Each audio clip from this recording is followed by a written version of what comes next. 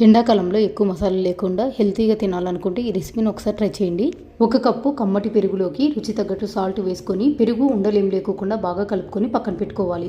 Stove మీద కడాయి పెట్టుకొని కడాయిలోకి 2 table spoon నూనె వేసుకొని వేడయ్యాక ఇందులోకి కొన్ని మెంతులు, ఆవాలు, జీలకర్ర, మినపప్పు, ఎండుమిరపకాయ వేసుకొని మంట సిమ్లోనే పెట్టుకొని పోపు దినుసులన్నీ బాగా ఫ్రై చేసుకోవాలి. ఇందులోనే 1 ఉల్లిపాయ, 4 పచ్చిమిరపకాయలు, కొంచెం అల్లాన్ని చిన్నగా కట్ చేసుకొని వేసుకొని మంట సిమ్లోనే పెట్టుకొని ఉల్లిపాయ ముక్కలు, పచ్చిమిరపకాయలను బాగా కలుపుతూ ఫ్రై చేసుకోవాలి. ఇలా ఉల్లిపాయ ముక్కలు, పచ్చిమిరపకాయలు బాగా ఫ్రై అయిన తర్వాత ఇందులోకి 1 టమోటాను చిన్నగా కట్ చేసుకుని వేసుకున్నాక ఇందులోనే కొద్దిగా పసుపు కూడా వేసుకొని కలుపుకుంటూ టమోటాలు కాస్త మెత్తగైనంత వరకు కలుపుతూ ఫ్రై చేసుకోవాలి. టమోటా అంతా ఈ విధంగా మెత్తగైన తర్వాత ఇందులోకి కొంచెం కరివేపాకు కూడా వేసుకొని కలుపుకొని స్టవ్ ఆఫ్ చేసుకోవాలి.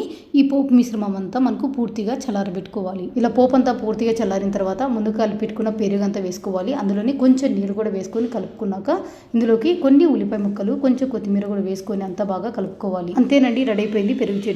మీరు కావాలంటే ఇంకా పలుచగానే తయారు చేసుకోవచ్చు.